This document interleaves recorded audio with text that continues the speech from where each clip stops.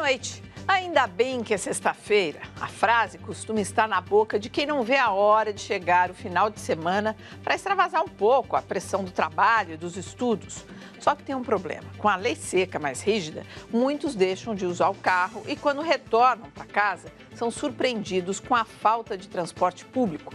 Nesta edição do Jornal da Cultura, vamos falar sobre a campanha que reúne assinaturas pedindo o funcionamento de trens e metrô durante a madrugada em São Paulo, como acontece em outras grandes metrópoles mundiais. Afinal, estamos ou não na cidade que não dorme e não para? E veja também outros assuntos importantes de hoje. Cartórios de todo o estado de São Paulo oficializam a união de casais do mesmo sexo sem a necessidade de ação judicial. Economia brasileira no ano passado cresce menos de 1% devido ao mau desempenho da indústria e do agronegócio. Presidente Dilma inaugura no Rio de Janeiro mais uma etapa do complexo para a fabricação do submarino nuclear. Vaticano fecha os aposentos que foram ocupados por Bento XVI e cardeais vão fazer reuniões informais na semana que vem. Coreia do Norte faz festival em centro de esportes e o ditador recebe astro do basquete americano.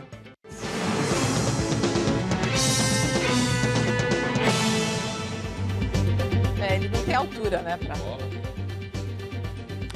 Participam desta edição o filósofo Luiz Felipe Pondé e o cientista político Carlos Novaes. Cartórios do estado de São Paulo estão obrigados a aceitar o registro de casamento entre pessoas do mesmo sexo. Silmara e Neuza estão juntas há 9 anos, mas o casamento de papel passado só aconteceu há 5 meses. Assinar o documento trouxe alívio para as duas. Para a lei reconhecer ela legitimamente como minha companheira, como minha esposa. Em São Paulo, o casamento entre pessoas do mesmo sexo já era possível desde 2011, mas cabia aos juízes dos cartórios a apreciação de cada pedido de união. Por isso, a resposta podia ser positiva ou negativa, dependia da interpretação do juiz. A partir de hoje, todos os cartórios do estado de São Paulo são obrigados a oficializar o casamento entre homossexuais. A união estável já era permitida, mas não traz os mesmos direitos que o casamento. Na união estável, o companheiro não é herdeiro necessário, diferentemente do casamento, que o cônjuge é herdeiro necessário, não pode ser afastado do direito sucessório.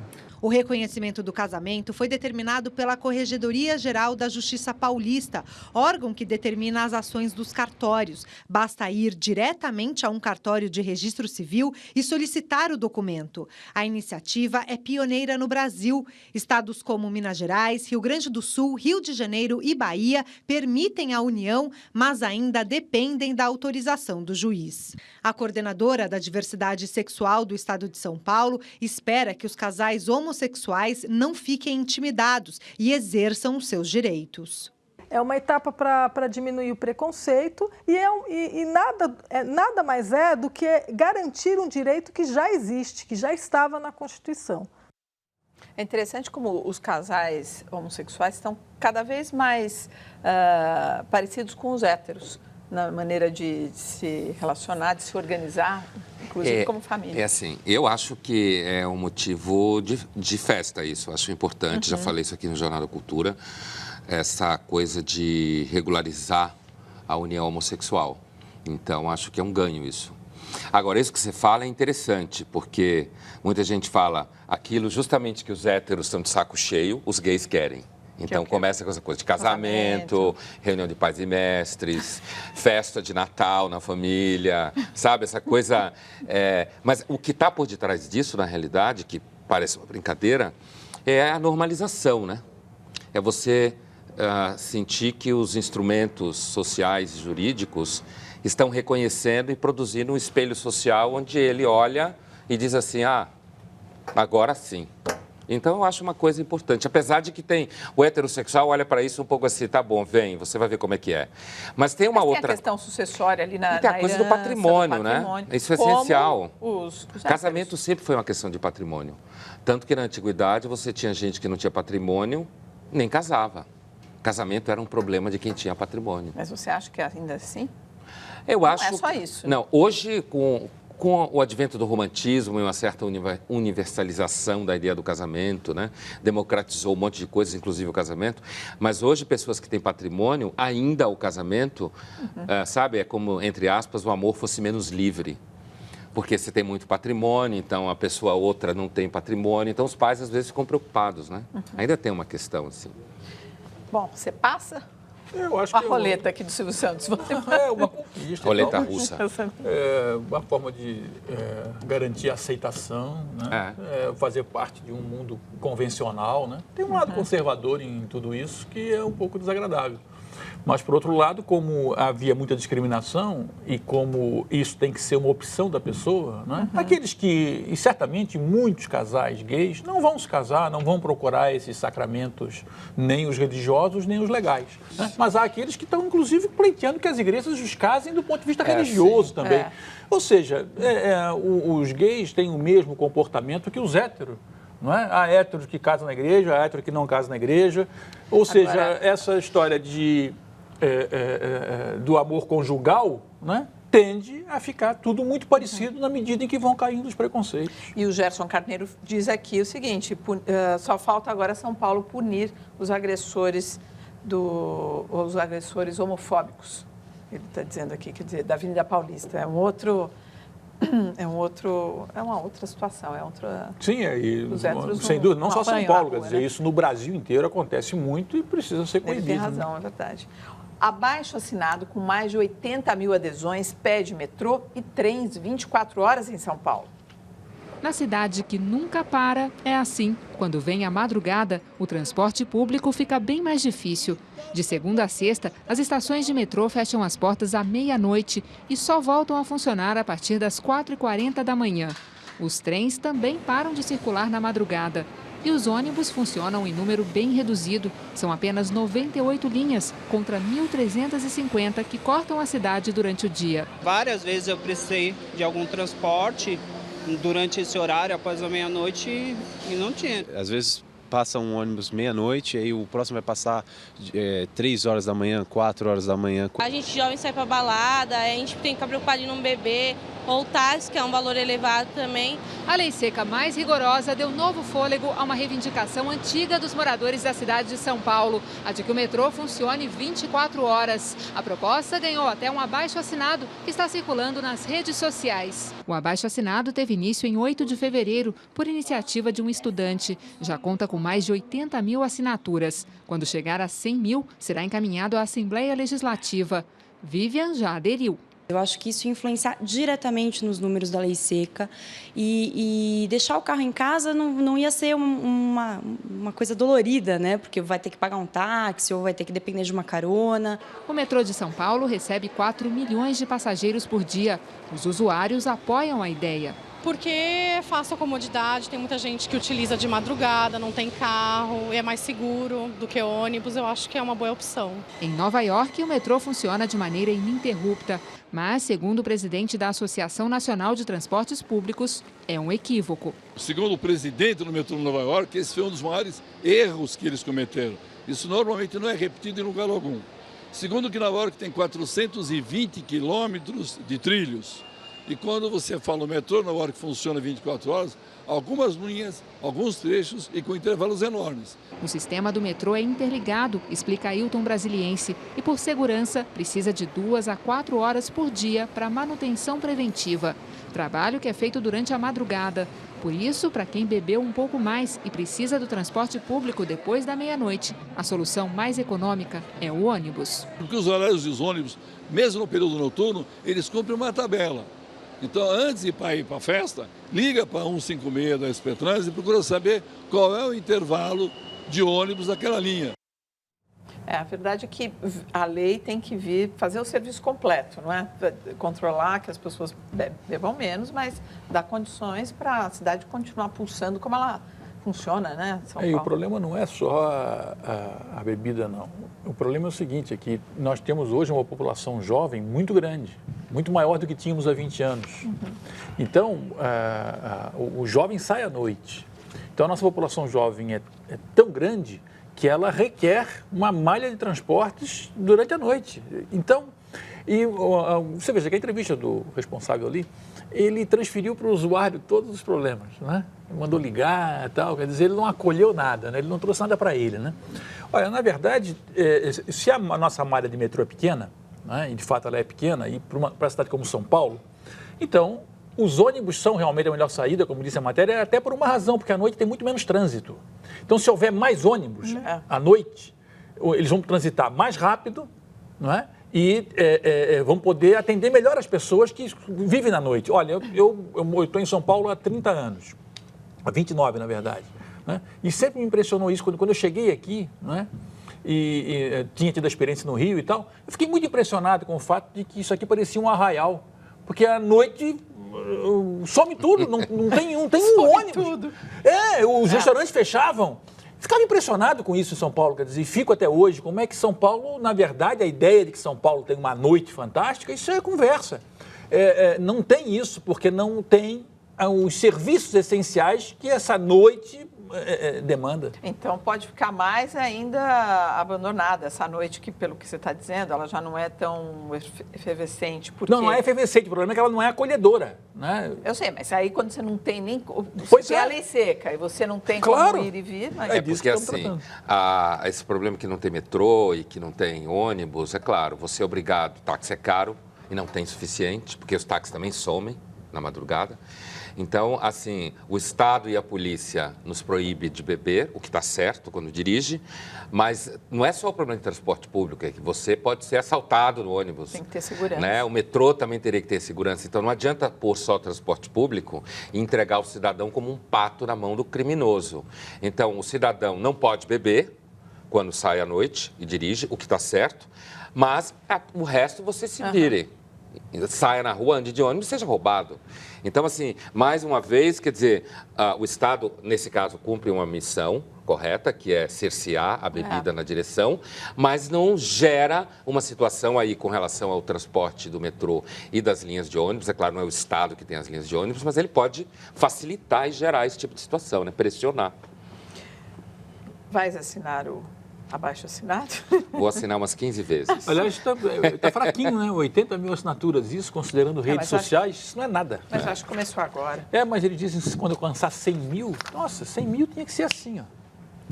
Mais de 60% dos municípios brasileiros utilizam os lixões, realidade que já mudou na cidade de Itu, no interior paulista, onde quase todo o lixo é recolhido e reciclado e vira adubo. A cidade de Itu, a 102 quilômetros de São Paulo, é conhecida como a terra onde tudo é grande. Mas os turistas que passam por aqui também reparam em outra coisa. Tá bom, tipo assim, bem limpinha, tipo assim, bem diferente de São Paulo, né? Não tô vendo nem papel no chão. Orgulho, né? A limpeza é tudo. Metade das cidades brasileiras não tem um serviço de coleta seletiva. Aqui em Itu, 80% dos moradores separam o lixo reciclável do orgânico e tem o material retirado na porta de casa. Aqui a coleta é diária e mecanizada. Mais de 2.000 containers estão espalhados pelas ruas da cidade. Assim, o coletor não entra em contato com o lixo e enquanto o caminhão não passa, o material não fica exposto, não toma chuva e não atrai insetos e animais. Após a retirada do material, o recipiente é lavado em um processo mecanizado. Ao todo, são recolhidas 4.500 toneladas de lixo por mês de 48 mil imóveis da cidade. 1.200 toneladas são de material compostado, 300 toneladas de reciclável e 3.000 toneladas de rejeito. O modelo adotado pelo município atende à Política Nacional de Resíduos Sólidos e foi realizado através de uma parceria público-privada. Nós partimos para fazer uma participação público-privada na cidade de Itu, onde contempla não só a coleta do lixo, uma série de outras coisas, inclusive um centro de tratamento do resíduo da saúde, uma grande cooperativa de reciclagem, enfim. O material reciclado vem para esta cooperativa, onde é separado e vendido. O dinheiro vai direto para os mais de 60 funcionários, moradores da periferia da cidade. Dona Maria do Carmo tem 3 filhos. Antes de entrar para a cooperativa, ficou 4 anos desempregada. Ela afirma que o trabalho resgatou a autoestima das pessoas. Buscar dignidade para cada família que trabalha aqui e preservar o meio ambiente. O material de compostagem retirado das podas das árvores e das praças da cidade, vem para o viveiro municipal, junto com os restos de alimentos da cozinha da escola técnica, onde estudam cerca de 1.000 alunos. Aqui, o lixo vira adubo orgânico, que é colocado nas praças e doado aos moradores. Papel e casca não se joga no chão. Nas escolas municipais, as crianças separam o lixo, aprendem desde cedo a importância de dar o destino correto. Não pode deixar sujo. Fofo. Agora, isso que está fazendo o Itu é o tipo da coisa que, mesmo mudando o prefeito, a população já não abandona mais esse estilo de vida, de lidar com o lixo. A população não abandona, mas se o poder público não continuar fazendo e não continuar investindo, a coisa desanda e se desorganiza. E hoje em dia há muita tecnologia para ajudar nisso. Quer dizer, você... que é um exemplo a ser seguido. Claro, integrar esses caminhões todos com GPS para saber onde fazer as rotas direito, para economizar combustível, para não poluir. Não é? Porque se você olhar como é que esses caminhões atuam, é um negócio lamentável. Agora, se você normatiza isso, põe GPS, calcula direitinho essa coleta de lixo e, principalmente, onde é que esse lixo vai, para onde ele vai. A única coisa que faltou na matéria foi isso. Não, parte ali, o que não presta para nada, que você está dizendo? Isso. Quer dizer, isso vai para aterros, não é? Que depois de muitos anos e tal, podem produzir gás, né? E ser aproveitado. Não, vira adubo. Não, uma parte vira adubo, mas vai ter uma parte que não vira. Não tenho dúvida que tem uma parte que não é impossível que vire adubo, quer dizer, é só a parte orgânica que vira adubo. A outra parte é reciclado, aqueles objetos, plástico, papel, não sei o quê. Não, mas tem uma parte que são os descartáveis, né? Que certamente é o que não... São três entradas ali, né? E aí é improvável que vire adubo, tem que botar em algum lixão, em algum lugar. Eles não estão pegando todo o lixo e transformando em outra coisa. Eu não sei, mas de qualquer maneira, vai ser uma quantidade... Sim, muito menor. Não, sem dúvida, é um grande ganho. Estão me falando aqui. Estão me falando no ponto aqui, não tem lixão em Itu. A ideia é essa. Eles falaram a matéria. E eles não transportam para nenhum lugar o lixo que... Eu acho que não sobra nenhum resíduo. Ou se há um resíduo que é muito insignificante. Bom, se não sobra nenhum resíduo, é uma revolução. Pois é, por isso que está sendo feita a matéria. Mas essa coisa de lixo, já falei aqui uma vez, isso é que nem medicina preventiva. Você tem que ser compreendido que cuidar do lixo é que nem aprender a dar vacina. Cada vez mais a gente tem mais lixo. E é uma coisa dessa ordem. Tem medicina preventiva, tem que aprender a cuidar dos dentes, tem que aprender a cuidar do lixo também. Claro que vai ter ali o lixo químico, o lixo hospitalar, que deve ter algum fim, algum destino preciso, mas de uma maneira geral... Se eles não precisam usar nenhum lixão, porque Itu pode não ter, mas pode ter um lixão regional, como está se fazendo hoje, inclusive, agregando vários municípios para fazer lixões regionais. Mas se ali Itu não está precisando sequer usar um lixão regional, transportar nenhum tipo de lixo para fora, e o que ele está fazendo é reciclar tudo que tem, ou então transformar a parte orgânica em adubo, isso é uma revolução e é um caso que tem que ser por exemplo, aqui estudado em São Paulo, e multiplicado. Poderia ser feito isso. O prédio que eu moro, por exemplo, não tem lixo reciclado, não tem separação. E como muitos outros.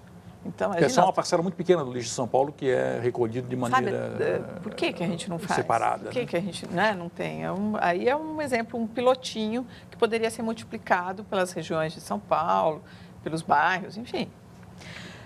Corrida presidencial começa a ganhar pré-candidatos. O presidente do Supremo espera a aplicação de penas do mensalão no primeiro semestre. O Congresso acaba com auxílio paletó. Vamos às notícias da semana. A proposta para acabar com o benefício estava parada na Câmara dos Deputados desde maio do ano passado, quando foi aprovada no Senado. O fim do 14º e do 15º salários, conhecidos como auxílio paletó, vai significar quase 40 milhões de reais de economia. Cada parlamentar ganhava mais de 53 mil reais por ano com o benefício. O projeto volta ao Senado para ser promulgado. O presidente do Supremo Tribunal Federal, Joaquim Barbosa, afirmou que as penas dos condenados no julgamento do mensalão devem ser aplicadas antes de 1º de julho. O STF ainda vai publicar as sentenças e aguardar os últimos recursos. Entre os condenados estão o ex-ministro da Casa Civil, José Dirceu, e o ex-presidente do PT, José Genuíno. Em defesa da candidatura da presidente Dilma Rousseff à reeleição, o ex-presidente Lula afirma que pretende construir aliança muito forte com o governador de Pernambuco, Eduardo Campos, que é da base aliada do governo. Virtual candidato do PSB à presidência, Eduardo alega que não pretende antecipar o calendário eleitoral e, por isso, não tem pressa para anunciar qualquer definição. Pelo menos 2 nomes já tentam costurar alianças. A ex-ministra Marina Silva, que busca dar força ao recém-formado Partido Rede Sustentabilidade, e o senador Aécio Neves, do PSDB, que começa a correr o país em busca de apoio e aumentou o tom nas críticas ao governo de Dilma. Em Itaguaí, no Rio de Janeiro, a presidente Dilma Rousseff inaugurou hoje mais uma unidade do complexo naval que tem por finalidade a construção de submarinos nucleares. Através do acordo de cooperação com a França, o Brasil pretende terminar o primeiro submarino até 2023. Novaes. Bom, a primeira coisa é a situação do Eduardo Campos, né? O Mário de Andrade dizia que poeta não mostra, se mostra o seu poema é por vaidade, e se não mostra é por vaidade também. O Eduardo Campos diz que não quer falar da eleição, mas só o que ele tem na cabeça é a eleição, é porque ele acha mais rentável para ele, nesse momento, não falar. E por quê? Porque o Eduardo Campos fez uma descoberta muito simples. Se ele quisesse ser candidato a presidente da República, vai ter que ser contra o Lula. E isso, ele o deixa na situação muito difícil. Contra o Lula, mesmo se a candidata do mesmo PT se a candidata for Dilma, claro. Ele vai ter que se contrapor ao Lula. Não é? E toda a fantasia do Eduardo Campos estava ligada à ideia de talvez um dia ter o apoio do Lula para presidente da República. Não é? Por quê? Porque ele fez um cálculo que aparentemente estava certo. Ele imaginava que a perda da geração sênior do PT, com o mensalão e com o escândalo dos aloprados, que tirou do jogo um monte de gente do PT, deixou o PT sem uma geração intermediária em condições de disputar a presidência da República. O problema é que o Lula resolveu esse problema quando lançou o Haddad e o Portman. Por isso é que o Eduardo Campos, aqui em São Paulo, deixou para a turma local ser contra. Eles queriam apoiar o Serra e não apoiar o Haddad. Por quê? Porque o Eduardo sabia que o Haddad, prefeito de São Paulo, é candidato a presidente da República em 2018 pelo PT, muito provavelmente. O Haddad é a nova geração do PT, se tiver êxito aqui e tal. Então agora ele está espremido, precisando ou sair candidato em 14, de qualquer jeito, ou então ir para 18, mas ele está sentindo que o tempo está jogando contra ele. Então, a situação dele é realmente desesperadora. E agora, o Lula, que está sempre tentando ficar um passo à frente, fez o quê? Antecipou o calendário eleitoral o mais que pôde, para forçar uma definição de todo mundo.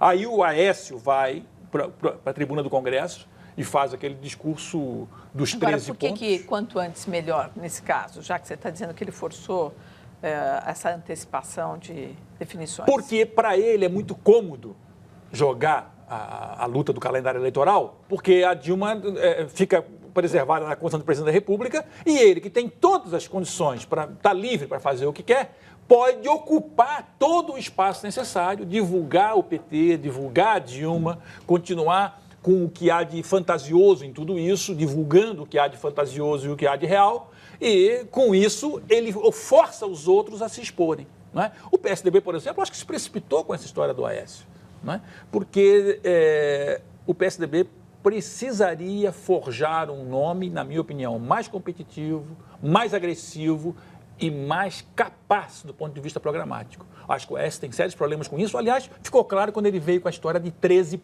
pontos para não votar no PT. Ele pegou o número do PT, isso parece coisa de Grêmio Estudantil. Não é 14, não é 15, não é 12, não é 11. São 13 para não votar. Quer dizer, ficou uma coisa muito pueril. Então, acho que o Aécio se descredenciou muito nesse movimento inicial dele. Mas você acredita que o nome do Aécio está fechado? Não. Não, mas eu acho que, sim, pode até ser que o PSDB tenha inteligência bastante de deixar o Aécio largar um pouco e depois vir construir um outro nome. Né? Construir um nome mais competitivo que eles têm. Eles têm pessoas capazes, e pessoas em condições de ter realmente uma autonomia programática e uma autonomia, digamos, de comportamento em relação Bom, meu papel não é apontar nomes para o PSDB, mas eu diria, por exemplo, que um cara como Zé Aníbal, não é?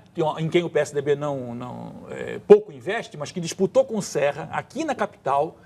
Veja bem, ele disputou com o Serra contra o apoio do Alckmin, contra todo mundo, e quase ganhou do Serra para ser o candidato a prefeito. Então, esse cara tem nome dentro do PSDB e já mostrou que é um cara de combate. Então, pode ser um bom nome a presidência da República pelo PSDB. Veja a seguir, resultado do PIB brasileiro fica abaixo do previsto pelo Banco Central. E mais, aposentos do Papa Emérito Bento XVI são lacrados e os cardeais vão ter a primeira reunião na segunda-feira.